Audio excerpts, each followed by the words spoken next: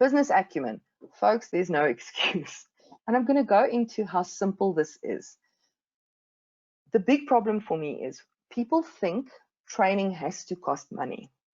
Training, it's great if you've got training budget and you can spend it with a company like Sadi and you can get a fantastic product and you can actually implement what you've learned.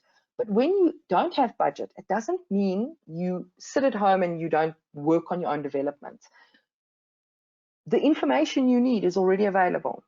You've got to make time. Your investment is time to acquire business acumen in a lot of cases.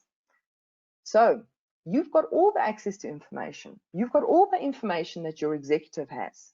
You are working with those documents all day long.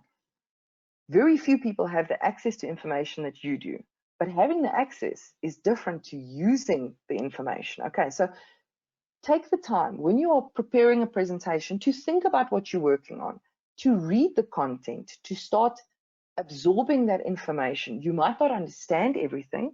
If you're working in a very technical environment and you get there in the first 6 months, half the stuff doesn't make sense, but keep working at it, okay? Because that's how you build it. It's like a muscle. Ask questions. People are so fearful of asking questions and we miss so much information. We're going to talk about how to ask good questions if you don't know where to start. But asking questions also helps you build that business acumen. If there's an acronym that everybody uses and everybody knows what it is, don't be embarrassed to say, what does that mean? Please tell me what that definition means. Please tell me what that technical term means.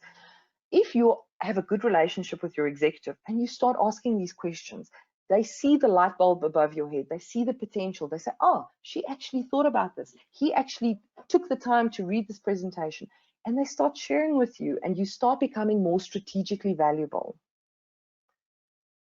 Learning and retaining is a process. You don't just read a financial statement for the first time and you understand it. You don't just sit down with your new team budget and it immediately makes sense. You've got to work at that material. Be in the meeting, don't just take the minutes, people. You've got that access, you've got a front row seat. Make sure that you're maximizing on it. Some of us want to be career assistants, okay? But some of us have aspirations to move up through the organization. Here, you've got all the access in the world. You can learn exactly how the business works if you pay attention. Review and try to understand important documents. Research your industry and watch for trends. And when you spot a trend, say to your boss, hey, you know what? I saw this and this in the newspaper. Or I saw this online. Can I share it with you? When you start doing that, people say, oh, not just a pretty face. Okay, so it's a really good tool, not only to sharpen your saw, but also to keep your boss up to date. So it has two functions. Analyze the relationships and the office politics.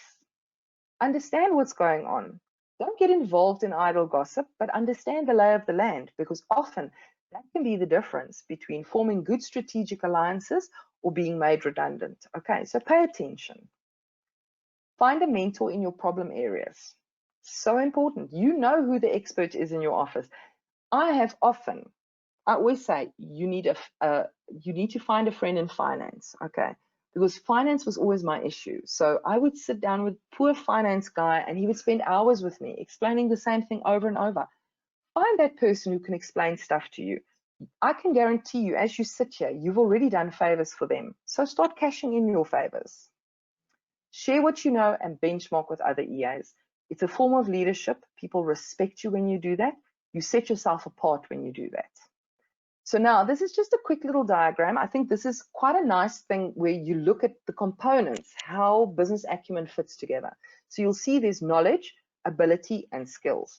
But you've also got different types of knowledge. So financial literacy, organizational knowledge, contextual knowledge. So that's the knowledge component. Then we get to the ability to deal with ambiguity, the ability to link cause and effect, being able to deal with the unknown, being able to see this thing created this thing. This was the knock-on effect. Okay, so that's an ability.